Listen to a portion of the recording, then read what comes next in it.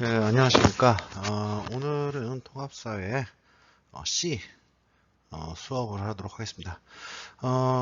코로나19 확산으로 인해서 갑작스럽게 또 원격 수업으로 전환되면서 이 수업을 다시 하게 된 것 같은데요. 자, 일단은 224페이지 보도록 하겠습니다.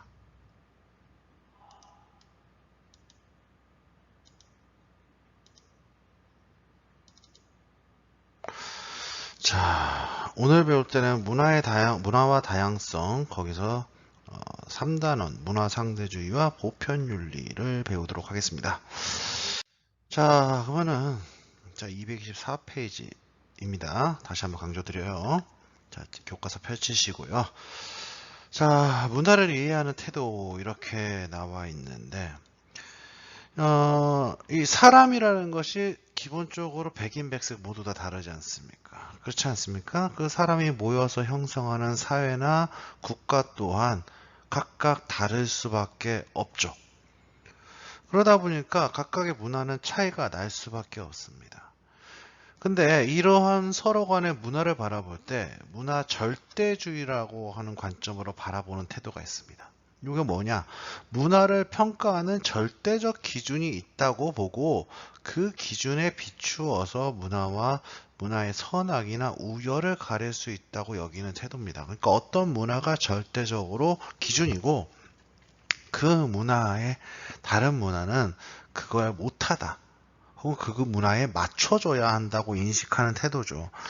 뭐 이런 태도를 언제 가지고 있었냐면은 최근에는 이런 태도를 많이 지향하고 있습니다. 그러니까 이제 많이 바꾸려고 노력을 하는데 이제 19세기나 20세기의 유럽인들 같은 경우에는 아프리카나 아시아의 식민지를 만들면서 이 식민지를 정당화했던 논리가 뭐냐면 이거를 백인의 짐, 백인의 의무 이런 식으로 표현을 했습니다. 즉 얘네들은 제대로 된 문화와 문명을 못 갖고 있거나 후진적이니까 선진 문명인 우리가 들어가서 근대 문명을 전파하는 스승 같은 존재가 되겠다. 우리가 곧 스승이고 우리가 아직 좀 모자란 이 친구들을 이끄는 존재다. 이런 식으로 이해를 했다고요.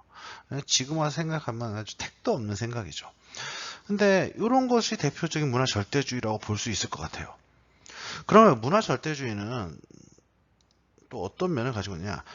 문화 절대주의를 구성하는 대표적인 태도 중에 하나가 바로 자문화 중심주의. 또 한 가지가 문화 사대주의입니다. 요거는요, 마치 같은 뿌리에서 나온 다른 가지와 같아요. 둘은 반대 같지만 어찌 보면은 그 동전의 옆면처럼 따로 보여지는 태도예요. 자문화 중심, 우리 문화가 최고. 우리 문화가 최고고 다른 문화는 그거에 못 미치거나 다른 문화는 우리한테 배워야 돼 하는 태도가 자문화 중심주의라면 문화 사대주의는 우리 문화를 깎아놓아요.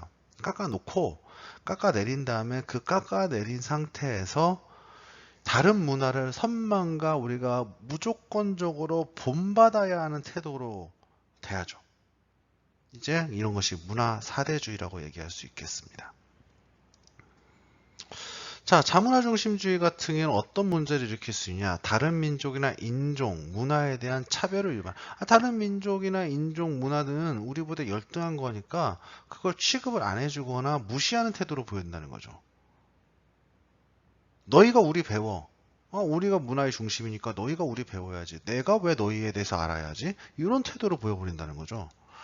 그러다 보니까 어떤 문제가 발생한다? 타문화와의 갈등을 유발할 수 있다. 그러니까 서로 간에 이해하는 태도를 가져야 하는데 자문화 중심주는 애초에 그런 거에 대한 태도가 완전히 결여되어 있는 태도예요. 다음 보겠습니다. 문화 사대주의는 어떤 문제를 초래하느냐? 자기 문화의 존속이나 발전을 어렵게 합니다. 그러니까 우리 문화만의 독특한 장점이 있기 마련인데 그런 거는 인식하지 않고 타 문화만 좋다 하니 당연스럽게 어떤 문제점이 발생하냐면 타 문화를 본받고 따라가다 보니 우리 문화가 발전할 틈이 없는 거죠. 그리고 주체적인 남 쫓아만 가는 거예요. 우리 나름의 문화 형성이란 게 없이 저해될 수 있습니다. 대표적인 예가 오늘날은 우리나라 영화 산업이 굉장히 발전하고 있죠. 전 세계에서 손꼽히는 수준이라고 얘기할 수도 있겠습니다. 사실 할리우드를 제외하고 나면은 우리나라 영화 시장이 전 세계에서 할리우드에 점유율이 대등하거나 오히려 앞서는 자국 영화를 생산하는 몇 안 되는 시장 중에 하나예요. 그리고 그 나오는 내용물이 세계적으로도 어느 정도 경쟁력이 있고요. 자, 그런데 이전에 그러면 이런 것은 하늘에서 뚝 떨어졌느냐? 그렇지 않죠. 만약에 우리가 헐리우드의 영화에 매몰되고 무조건 쫓아갔다면 이런 일 없었을 겁니다. 잠깐 영상 한번 볼까요? 이거에 대해서 JTBC에서 방구석 1열이라는 프로그램이 있습니다. 그래서 거기에 이제 여배우 중 대표적인 전도연 씨가 나온 적이 있는데 이런 거에 대해서 이제 영화평론가나 감독하고 진행자하고 이야기하는 내용이 좀 있습니다. 한 3분 정도 되는 내용이니까 한번 감상하도록 하겠습니다.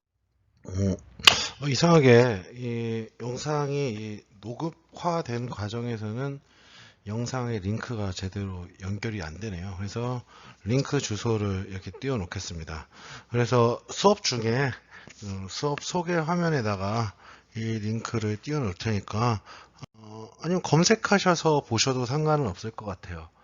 뭐 간단히 설명하면은 이 90년대까지만 해도 우리나라 영화가 한국 영화 외바 하는 분위기였고 사실 굉장히 열악한 환경에 빠져 있었거든요. 그래서 거의 다 외국 영화, 특히 이제 미국 영화에 의해서 이제 우리나라가 영화가 점령되다시피 했는데 90년대 후반을 기점으로 해서 우리 영화가 자리 잡기 시작했다 이런 얘기를 하고 있습니다.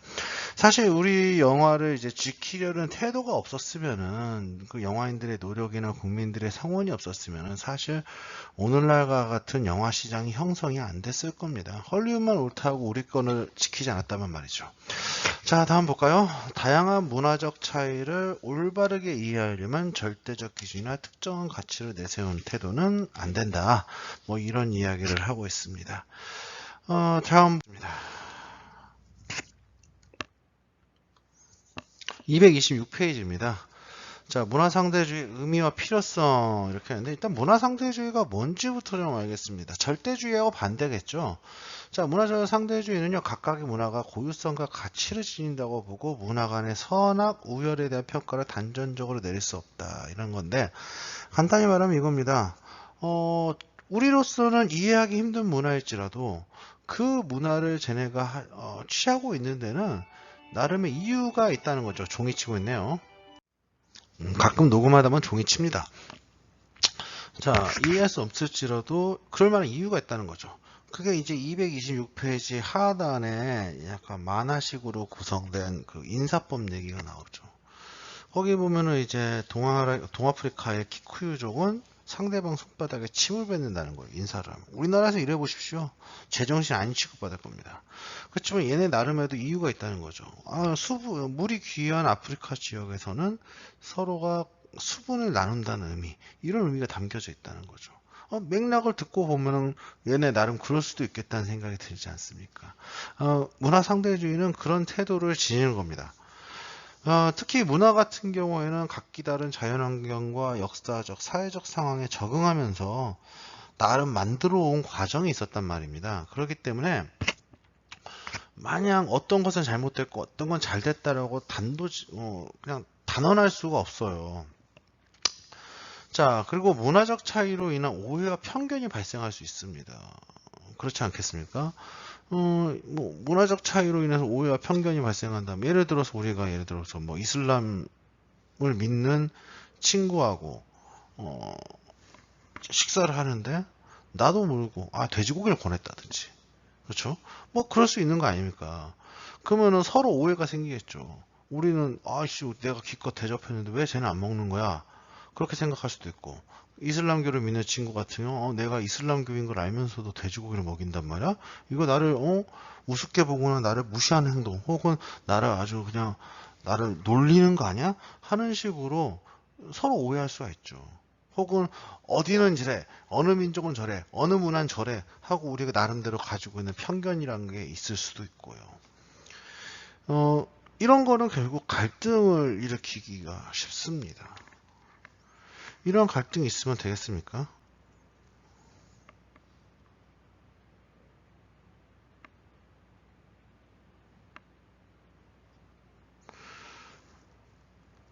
그래서 그러지 않고 뭐 해야겠다. 문화의 다양성과 특수성을 인정하는 문화 상대주의 태도를 지님으로써 문화 간의 이해와 소통을 확대하는 모습을 보여야 한다. 이것이 문화 상대주의가 필요한 이유인 거죠.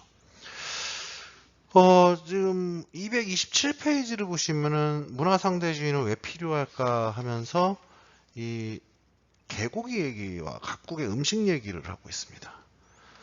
근데 사실 우리나라에서도 선생님이 많이 얘기하는 게 이제 개고기 문화가 사실 요즘에는 선생님이 다른 반에서 학생들한테 물어보고 해도 요새는 이런 개고기를 먹는 문화가 많이 없어진 것 같아요. 뭐 워낙 고기가 귀한 시대도 아니고 하니까 굳이 개고기까지 하는 마음도 있겠죠.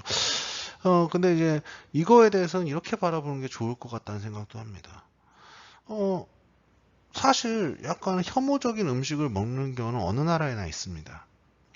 그런데 저는 이렇게 생각하거든요. 개고기도 취향으로서 존중받아야 한다고 생각을 합니다. 왜냐면은 저는 선생님이 이러거든요. 소나 돼지, 개가 생명의 가치로서 다르지 않다고 생각합니다. 그렇기 때문에 소나 돼지, 개에서 유독 개만 특별한 취급을 받아야 한다고 생각하진 않아요. 물론 개가 인간과 가까이 지내고 친밀한 동물이라고 생각을 할 수 있지만 이 개 고기를 먹을 때 우리 집에 있는 애완견을 먹는 건 아니지 않습니까? 요즘에는 말이죠. 그러니까 그런 거에 대해서 참 불편한 감정을 가지고 있으면 안 먹으면 되고 난 괜찮다면 먹으면 되는 거죠. 그렇기 때문에 요거에 대해서 가타부타 얘기하는 거는 어느 정도 좀 문화 절대주의적 태도다. 이렇게 저는 보이기도 해요. 자, 어쨌든 오늘 수업은 여기까지일 것 같습니다. 원격 수업 듣느니라 수고하셨고요. 다음 시간에 보도록 하겠습니다. 수고하셨습니다.